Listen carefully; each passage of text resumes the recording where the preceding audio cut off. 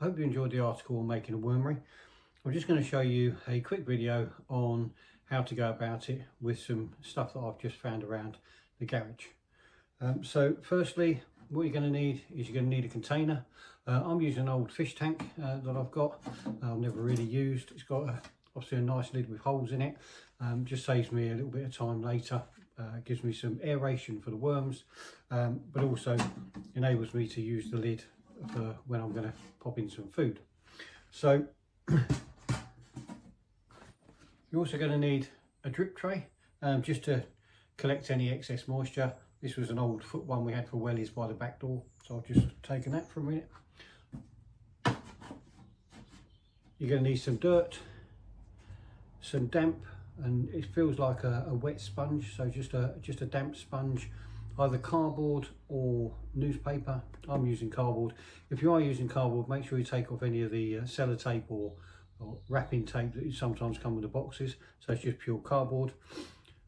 Some stones for some drainage, because drainage is really important for the health of the worms. Some food scraps just to go in to feed them, and obviously the all important tub of worms. So first thing you need to do is get yourself just a normal handheld drill. Drill half a dozen, 8 or so holes in the bottom of your tub. If you are just using a tub with a lid on it, a few holes in the top and a few holes around the side for aeration as well, just to keep the worms good. As I say, I'm using a fish tank, so I've got the aeration in the top. So the first thing you need to do, drill the holes and then put in the drainage layer. Now the drainage layer just needs to be some gravel. You can use sort of mesh if you want to use mesh.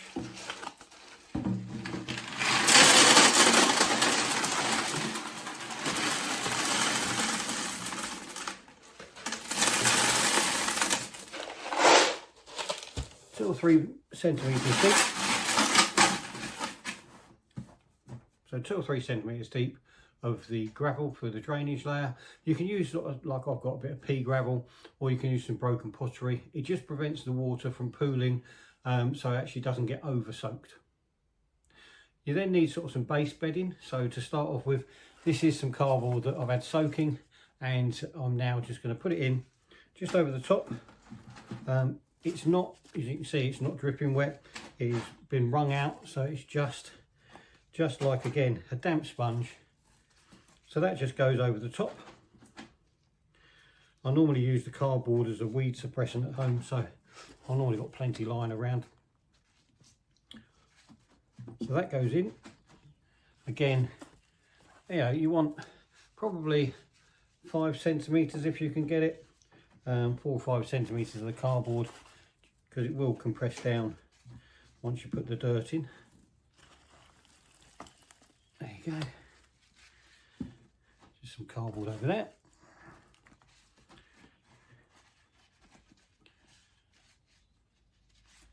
Okay, so that's the base bedding done. So we've got the gravel for the drainage, we've got the cardboard for the base bedding, and then we need to have the living zone, which we really want about 10 centimetres of either rich garden soil. If you can mix it with a bit of compost as well, it just helps maintain moisture. Again, it just needs to be damp, like a wrung out sponge. It doesn't need to be sopping wet dirt. I'm lucky enough to have some horses, so they've provided me with some nice soil.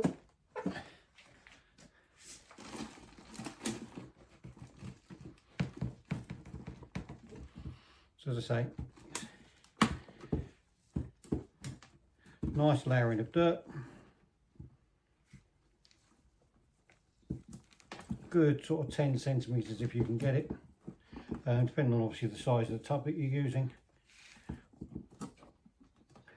and how many worms you want to produce. Ooh, there's a little worm in there, so that's handy. There we go.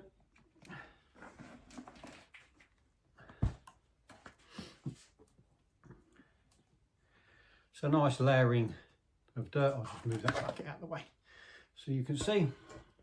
So we've got our drainage layer, our cardboard layer, and now we've got the dirt layer. So into that we now need to have the food layer. Okay, so the first thing I'm going to do is get my tub of worms, my freshly dug worms. Let's cut the potatoes there, they can go in there as well. Cut the potatoes that came out of the worm area. So in go the worms into their nice new living space. It's all of them out. So you want about 500 grams of worms if you can get them. You can buy them from the shop. But as I say, I just went out into the garden, into my dung pile, and found myself some nice juicy worms. On top of that, then what I've got here is just some eggshell. So a bit of crushed eggshell from breakfast. Some tea bags. Bit of shredded pear that my daughter had. And then a bit of carrot. Bit of shredded carrot from, again, once again, having horses has its benefits. So all that pops in there. Not exactly the cleanest of jobs.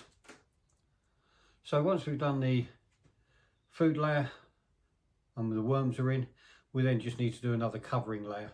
And the covering layer is just another damp newspaper sheets or cardboard again. It maintains the darkness and it keeps the moisture in.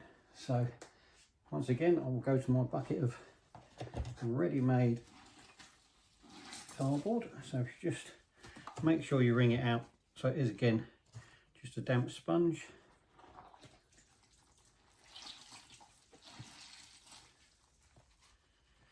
Pop that over the top.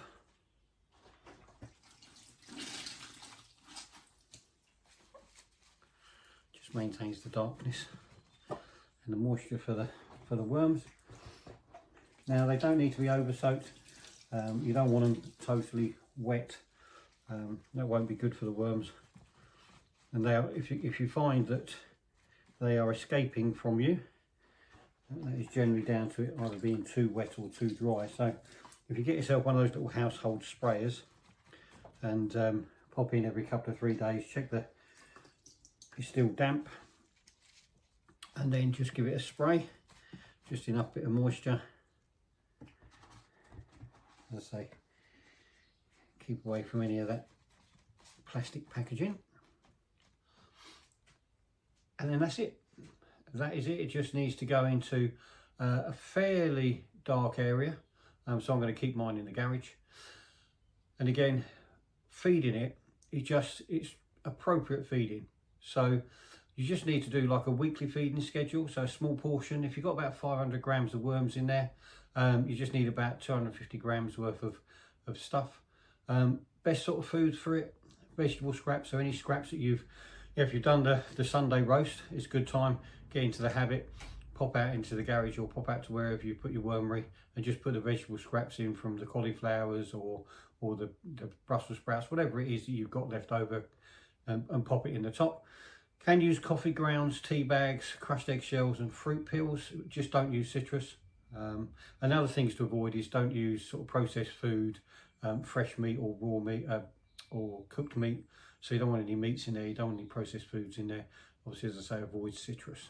But it's all in the briefing that is in the feature. Okay. Now it will take about 2 to 3 months for them to really get together. So it is something to probably do now, ready for the sort of spring months, and actually then getting towards next winter, you'll have a nice colony to go out and do some naturals during the winter months. Maintain the moisture, keep it damp, not wet, as I say. You can harvest them every sort of 2 to 3 months. But they need to be sort of kept between 15 to 25 degrees. So at the minute, I mean, finding the worms today was quite difficult because it's quite cold outside. But if you can keep it to between 15 and 25, I'm going to keep mine in the garage out of the way of the weather and then just see how it gets on. But what I will do is I will pop a video up probably in about 3 months time, 4 months time, and I'll take this one apart and we'll see how many worms that we can get and see that it's all worked.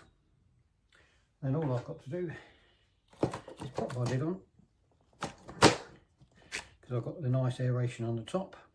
As I say, if you do need to, if you've just got a bucket or you've got yourself a tub, just drill a few holes across the top and then in the top of the lid, just to give yourself some aeration. But that's all I need to do. Once again, Hope you really enjoyed the magazine, and good luck with your wormery.